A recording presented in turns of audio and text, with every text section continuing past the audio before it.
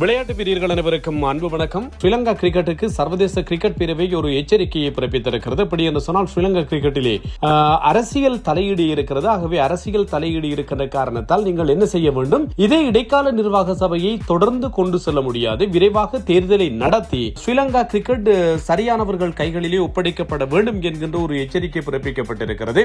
இல்லை என்றால் முன்னர் ஒரு தடவை செய்தது போன்று ஸ்ரீலங்கா கிரிக்கெட் சர்வதேச கிரிக்கெட் பேரவையால் தடை செய்யப்படுகின்ற ஒரு அமைப்பாக பார்க்கப்படும் என்று சொல்லியும் சர்வதேச கிரிக்கெட் பேரவையினுடைய தற்போதைய தலைவர் ஜெய் ஷா ஸ்ரீலங்கா கிரிக்கெட் தரப்புக்கு அறிவுறுத்தி இருப்பதாகவும் செய்திகள் வெளிவந்திருக்கின்றன.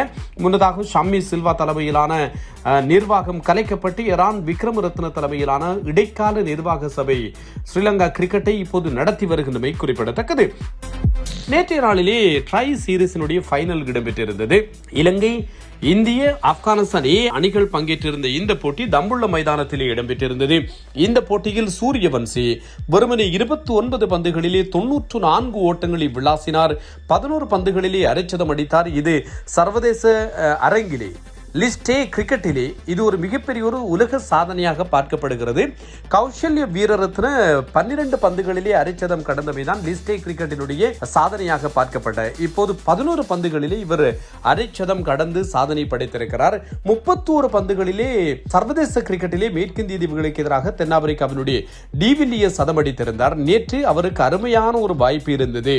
29 பந்துகளில் இல்லாவிட்டால் 30 பந்துகளில் இந்த சதத்தை பூர்த்தி செய்வதற்கு. ஆனால் சூரியவன்சி நேற்றைய நாளிலே 94 ஓட்டங்களோடு ஆட்டமிழந்தார்.